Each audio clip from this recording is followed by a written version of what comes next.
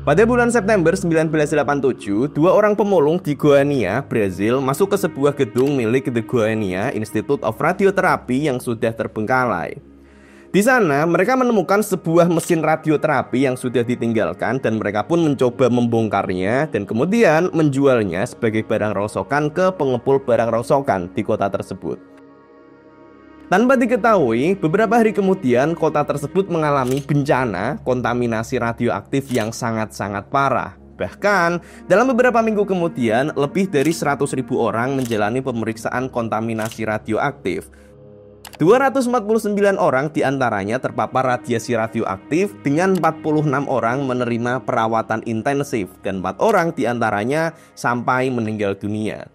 Inilah Goiânia Accident.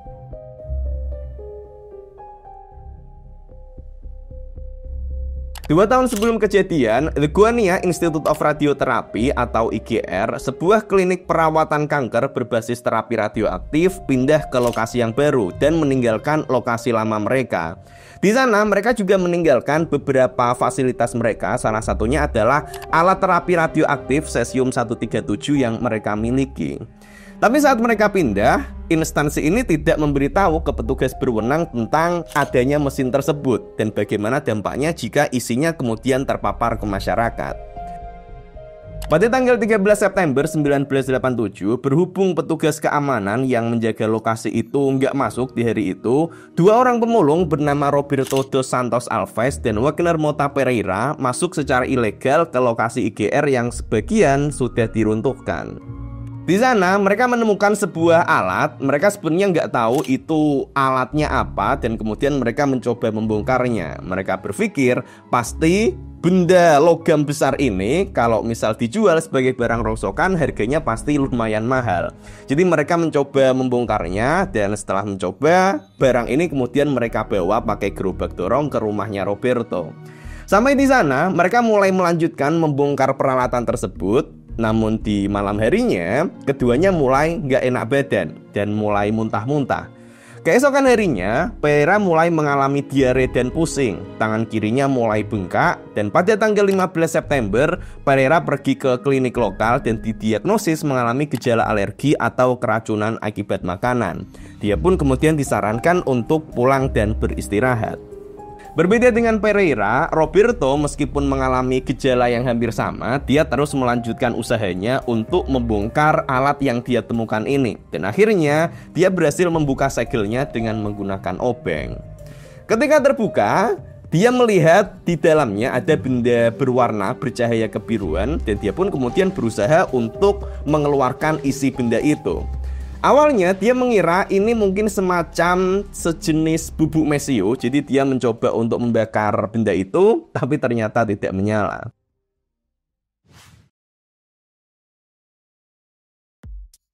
Unit teleterapi yang dibongkar oleh Pereira dan Roberto ini adalah sebuah unit teleterapi model sesapan F3000 yang dirancang oleh Barazzetti & Company dari Milan, Italia pada tahun 1950-an. Jadi singkatnya, ini adalah sebuah alat untuk mengobati kanker dengan cara menggunakan sumber radioaktif yang kemudian difokuskan untuk menghancurkan sel kankernya. Sumber radiasi yang digunakan dalam alat ini adalah sebuah kapsul kecil yang mengandung sekitar 93 gram cesium klorida yang sangat-sangat radioaktif yang berasal dari cesium-137.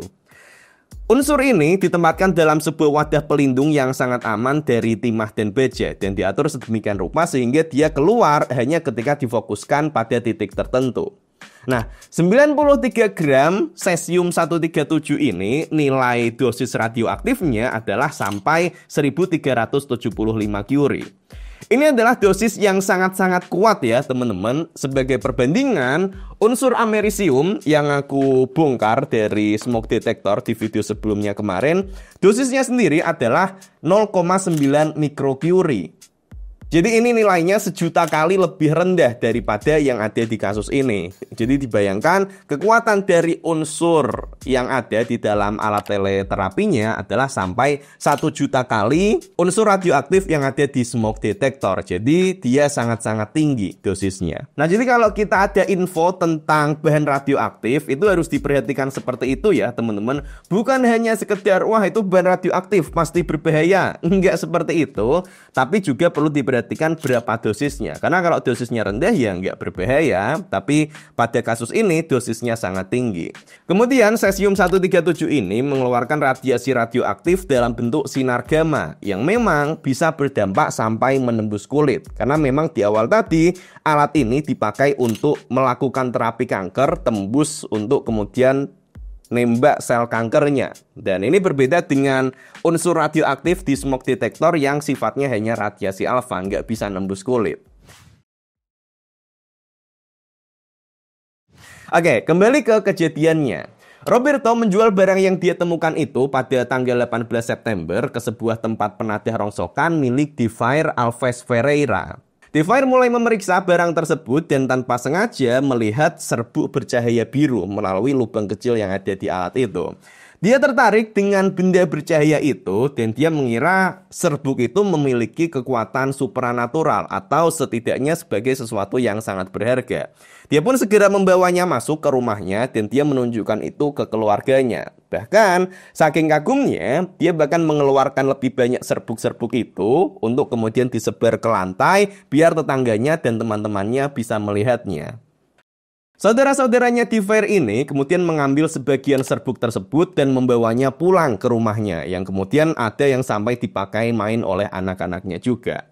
Serbuk pemancar cahaya biru itu kemudian semakin populer dan menarik banyak orang. Orang-orang mulai megang-megang serbuk tersebut, kemudian mengoleskannya ke tubuh mereka, mungkin mirip seperti glitter ya nganggepnya. Mereka sangat kagum dengan serbuk ini, mereka membagi-bagikannya ke banyak orang tanpa tahu tentang tragedi besar yang akan menyerang mereka.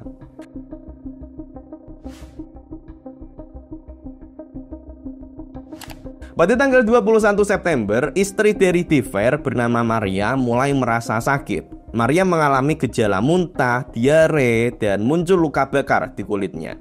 Dia kemudian diperiksa di rumah sakit dan didiagnosis sama seperti Ferreira di awal tadi, yaitu reaksi alergi terhadap makanan dan diminta untuk pulang dan beristirahat. Di rumah, dia dirawat oleh ibunya selama 2 hari dan karena rumahnya jauh dari Goiânia, dia harus bolak-balik pergi dan ini kemudian membawa sejumlah kontaminasi bersamanya dalam perjalanan ini.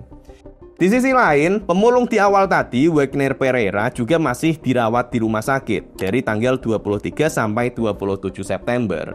Tapi karena efek kulit terbakar, yang ini sebenarnya dari paparan radiasi yang tinggi ya, yang ini semakin parah dan tidak kunjung pulih, dia kemudian dirujuk ke rumah sakit yang lain. Sejumlah orang yang ada di sekitarnya juga mengalami kejadian yang serupa, di mana penyebab dari kejadian ini, gejala-gejala ini masih belum dikenali. Dokter setempat awalnya menduga kalau ini disebabkan oleh suatu penyakit yang belum diketahui akibat keracunan makanan. Hingga pada tanggal 28 September, Maria curiga bahwa penyebab penyakit aneh yang terjadi pada orang-orang di sekitarnya adalah si bubuk bercahaya biru. Dia kemudian pergi ke tempat terakhir di mana benda tadi itu dijual di penampungan yang terakhir bersama karyawan suaminya, dan kemudian di sana mereka ngumpulin sisa rakitan dan bubuk-bubuknya itu ke dalam tas. Kemudian tasnya dibawa naik bis ke Vigilancia Sanitaria. Ini semacam kantor dinas kesehatan kota. Sampai di sana, dia naruh tas itu di meja dan memberitahu dokter bahwa isi di dalam tas ini telah membunuh keluarganya.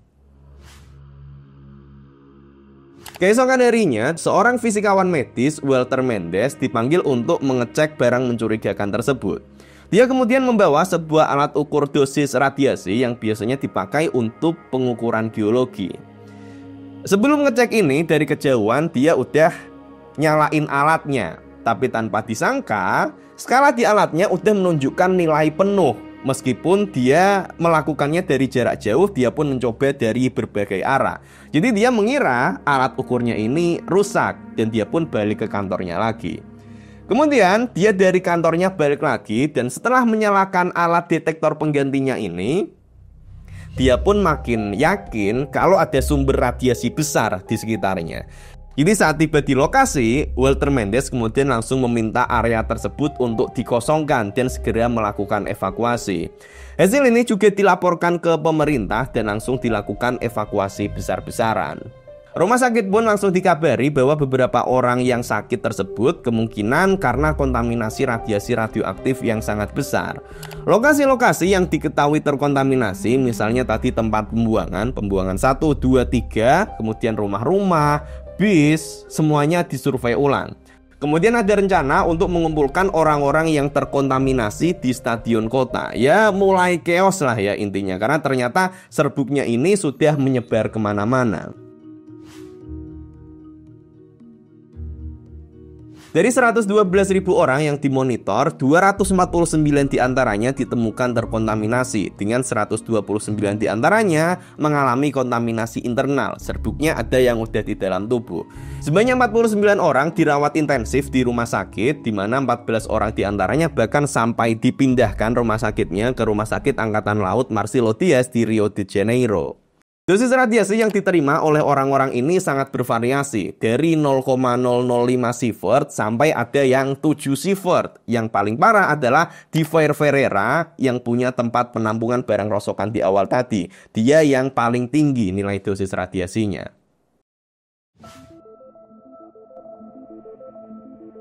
Dari kejadian ini, kontaminasi lingkungan yang terjadi meliputi area sekitar 1 km persegi di area distrik Aeroporto, Central, dan Ferrovianos.